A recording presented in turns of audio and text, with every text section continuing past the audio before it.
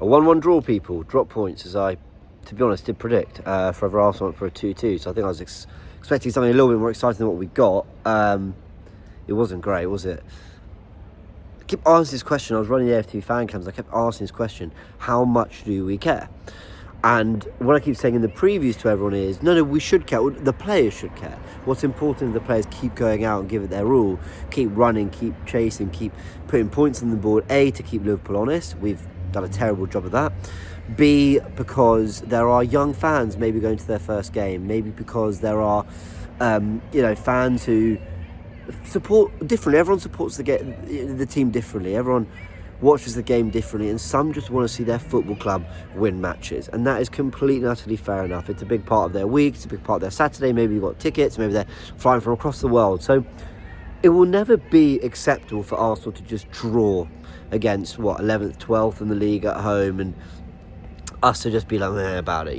We should always care, but the reality is as well, there is this kind of other layer to it, which is Arsenal are trying to get ready for Real Madrid. You saw that in the 11. You saw that in the fact that, Timber didn't start, Luis Skelly didn't start, Ødegaard didn't start, Partey, well, he did, but right back. Saka was rested, Mourinho was rested. So I could understand all that, but then am I being hypercritical to say that I was a little surprised that Rice played 75 minutes. I was a little surprised that Martinelli played a full 90. Jorginho's gone off injured, but crucially, Partey felt a little something too. And that is a bit of a worry. I think that's kind of my main concern coming out of this. With Everton, I thought the first half was quite good. And then what we actually saw was, an Arsenal team come off with no injuries, with some significant minutes to White. Come out of this game with White not even making the squad, which meant Partey had to start right back. So I can't be too critical from that perspective. Because I think I'd rather, Partey start right back than Timber. But, White wasn't even in the squad because he's picked up a knock. So that's 3 Premier League games in 2 that he's not played. Yeah, I don't know, some kind of larger concerns around that. And the fact that the squad players that came in didn't look great. I mean, Tierney had a goal disallowed. I thought that was a shame for him. I'm enjoying that Tierney's, a part of this squad in his final season, actually playing some significant football, whether it be off the bench or getting the odd start when we're rotating. So happy to see that. Excuse me. Zinni in Ødegaard's position did fine. I thought first half he looked fairly bright, but not great. I thought Waneri looked quite bright. But like I said, all this is kind of overshadowed. Well, apart from the fact that we dropped points, that's kind of the big... Well, it's not the big point. The big point is Partey's fitness and health. The headline will be Arsenal drew to Brentford, right? The result will often be the main talking point. But Partey coming off, and hopefully it really is just, Arteta playing mind games and not wanting to give too much away. But it didn't sound good. The way he was just sort of saying, he felt something went down. We didn't want to take any risks. We took him off. And with Partey, he's proven his fitness this season. He's been really available, like so much more available than almost any other campaign we've seen since he arrived at Arsenal. And he was masterful against Real Madrid. And he is the kind of player that can get on the ball and play against this Real Madrid midfield, because they're not the most engaging physically in the middle of the park. The stats tell you that, right? 20th, I think, for tackles made in the middle third. So they're not a team that really engage. That's why Partey, added to his brilliance and intelligence in the ball, can get Arsenal some momentum, because it's not just about sitting back and trying to stop Real Madrid. We're going to have moments of sustained possession, and Partey will be a part of that. But doesn't know do you know what, I'm probably doing way too much, right? Apologies all, I'm a bit tired, a bit sleep deprived. He's just said for my last 2 Premier League match reports actually.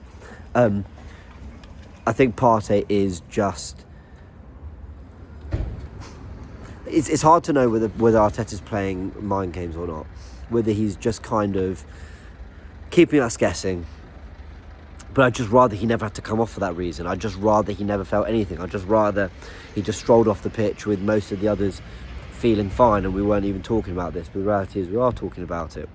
So if he is injured, what are you doing? He's starting Jorginho. He came off injured. If you could bring Rice to the 6, which maybe you might need in this game against Real Madrid, and you could put Mourinho in the left 8, but then you're looking at probably Trossard up front, maybe even Waneri, but probably Trossard, and he struggled today, really struggled.